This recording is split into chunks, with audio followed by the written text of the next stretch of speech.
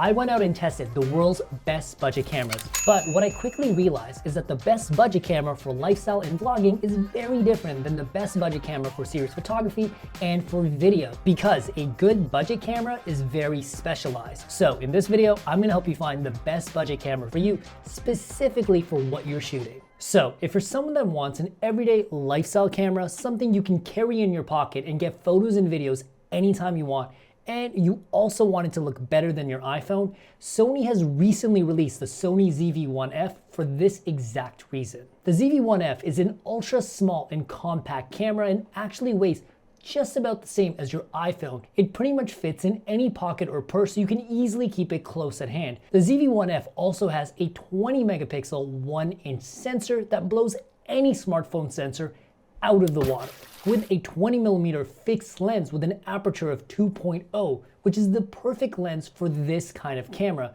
because it gives you 3 unique benefits that you never really see together in one budget camera. So number 1, because of that f2.0 aperture, it gives you that shallow depth of field, blurry background look that makes your subject stand out from the background and makes all of your photos and videos look cinematic.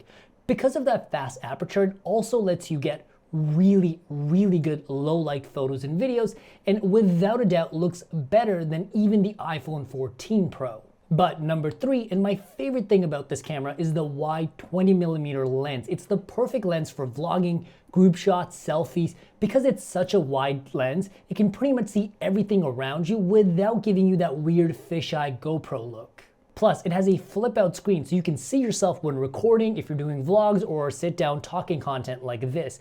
And it has stellar onboard mics, which give you really solid audio, so if you don't want to use an external microphone or shotgun mic with this camera, you really don't have to. The one downside of the ZV-E10, because it's not a perfect camera, which is the fact that because of that 20mm fixed lens, you do not have the ability to zoom in and out. But because it's a 20 megapixel sensor, you have plenty of resolution to simply crop in, zoom into your image without losing detail in your photos and videos. However, if you really want a camera with a zoom lens and you like the features of the Sony ZV-E10, I have a suggestion for you later in this video. Besides that, there's very little that holds the ZV-E10 back as a vlogging and lifestyle camera. It absolutely delivers when it comes to shooting the actual photos and videos. It shoots 16 frames per second. That is ultra fast and fast enough to capture any kind of fast moving action if you're at a party, concert, sports, dance, cars, whatever you want. However, it does not shoot raw photos, which is a specific file type of photos specifically needed for professional work and for heavy editing, but this is a casual camera and you really don't need it. When it comes to video, it shoots 4K at 24 and 30 frames per second. It's beautiful and crisp. And it also has slow motion mode up to 120 frames per second for 5x slow motion. I don't know what it is, but slow motion makes everything look epic. And it has some really cool built-in filters to give your photos and videos a really unique look without having to do any editing. The ZV-E10 is small, easy to carry, with the perfect lens for this camera type, and honestly, the quality of the photos and videos blows the iPhone out of the water. Also, if you like the ZV-E10 but you wish it had a zoom lens, you can also check out the Sony ZV-E10. It's basically the same camera, but with the ability to add a zoom lens. By the way, this video is not sponsored, so if you want to check out the cameras we talk about today, make sure to hit up the links in the description down below. It's got the best pricing and the most up-to-date pricing, and it's the best way to support the channel. Thank you. However, if you're someone who wants a serious photo camera, the Sony ZV-E10 will not satisfy you, because for the same amount of money, you could get a much better camera that specializes in photos. So let's take a look at what I consider the best budget camera for photos on the planet, and it's also the highest selling camera in the world for this specific category. So if you want to get gorgeous photos without dropping a month's rent on a beginner camera, the perfect camera is without a doubt the Canon T7, because it combines features you would normally find in professional cameras in an affordable DSLR. So the first thing is the sensor. It has a 24 megapixel APS-C sensor that was previously used in really popular cameras like the Canon 80D and the Canon M50. So the quality of your images is very similar to that of a professional camera at a fraction of the price.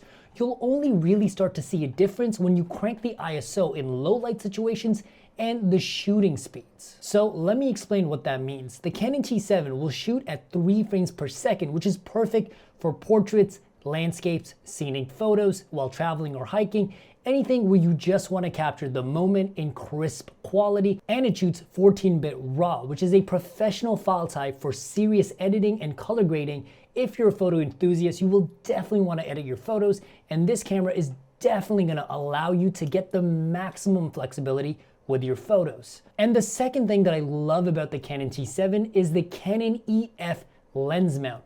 Canon's been making lenses for this specific camera mount since 1987, which means you have decades of good lenses to choose from. You can buy used old lenses, get them for very cheap, or even get more recent professional lenses, but still at a cheaper price because most of the industry has moved from DSLR to mirrorless. My two favorites are the Canon EF 24mm and the Canon EF 40mm that are both about only $100. And lastly, you have to love the classic DSLR design. It's built like a tank, and if you've ever wanted to just hold a camera in your hand and feel like a badass, Canon T7. It has a nice deep grip that really feels great in your hands, and the design is super user-friendly and intuitive. It's not hard to learn.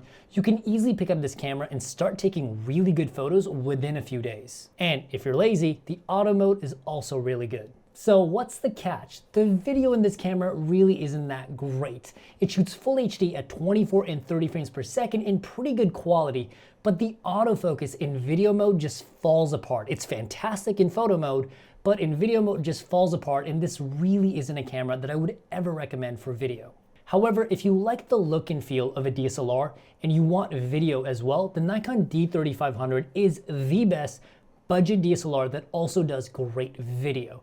But if you're serious about video, you should really be looking at mirrorless cameras. Which brings me to my favorite budget camera on this list, and the camera that I would recommend to someone that wants to do a little bit of everything: photos, videos, vlogging. This camera actually does it all, and it does really good video. So if you're looking for a budget video camera, things get a little complicated because not only does the video quality have to be good, but you also need good stabilization, good autofocus, good audio, and that's where budget cameras don't really deliver. But Nikon released a camera this year that legitimately surprised me, and that's the Nikon Z30. It's a small compact body that feels like a classic DSLR in your hands with a black rubber grip all the way around it.